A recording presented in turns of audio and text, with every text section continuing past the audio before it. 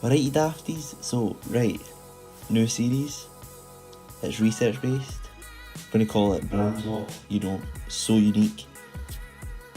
The first episode is on PALACE Skateboards. So enjoy. Happening Trip's going to be breaking this down to 4 different things. So you have background of the brand, what sets it apart, main collabs and styling. So listen, learn, or Big Joe and I'll be after you and you didn't want that.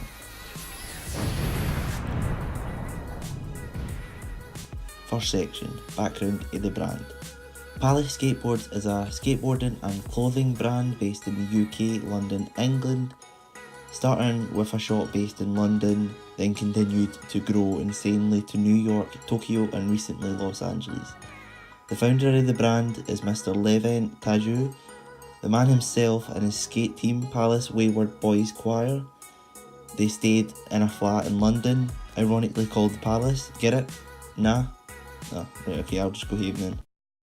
Due to this, when naming the brand it was pretty obvious, and if it isn't then you just need to get yourself checked out, mate. Then there came along, you know, the all famous, the almighty Triferg that they use on like everything nowadays. The PALACE Triferg consists of 3 PALACE spellouts on each of the lines that make up the Triferg. Ken how logos like Nike, Swoosh and Adidas' 3 stripes. The one and only Triferg was created by the legendary London illustrator Fergus Burseal, Mr. Fergadelic.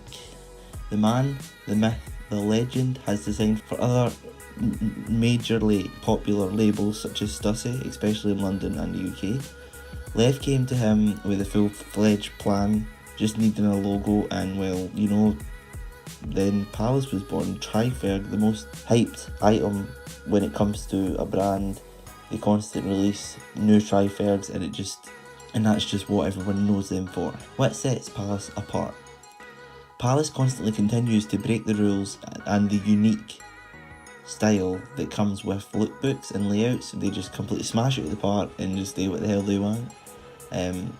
Here's some images of the lookbook.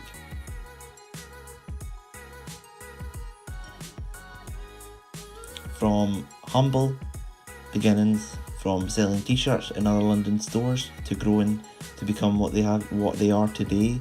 For the start, people looked at them for being unique and different. This is constantly due to the many things and many unique opportunities and ideas they had growing as a company.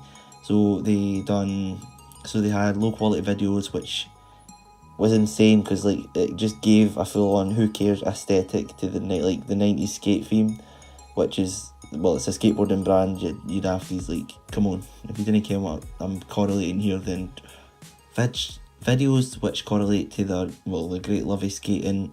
No, that one. Aye, that's it, that's the right one. Aye, well done.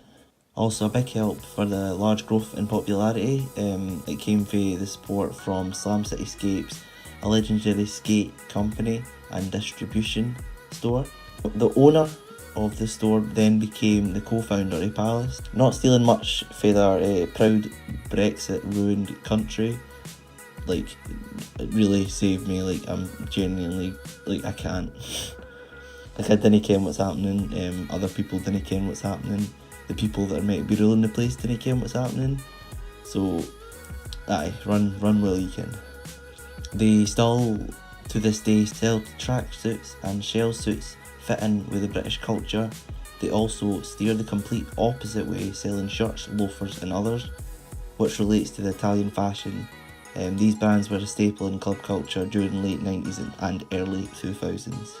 Unlike others, music is a common factor with PALACE, having a connection to London-run label Trilogy Tapes. Their dance tunes cross paths with PALACE styles like every so often. During the period of 2012 and 2013, they began to open pop-off shops or PALACE retail power slides. But after the insane growth and the difficulties coping, they had to increase the whole thing.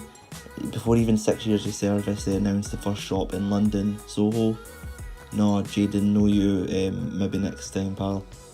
And in the space of 4 years, they opened the stores in New York, Tokyo, and very recently, Los Angeles. Main collabs. Some of the most notable being collabs from brands such as, well, many Adidas collabs with Gore-Tex. This came on the 21st of December 2018.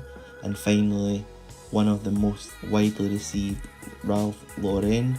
This came on the 9th of November, and I'll just pop up photos everywhere of the most notable items for these collabs, because these were all insane, especially the Ralph Lauren one. It brought a lot of people to Palace, which is what they were wanting, so it definitely worked. Lastly, but no least, styling. So like the almighty man, the style god Jonah Hill, Palace is out there, so get ready to get out of your comfort zone. Legit, like, don't at me, well, aye, at me if you want, just follow Jack_Nisbet and Diabetus_shoes, you know, do it. I 100% say no one wears Palace like Jonah. Didn't believe me? Well, here's some.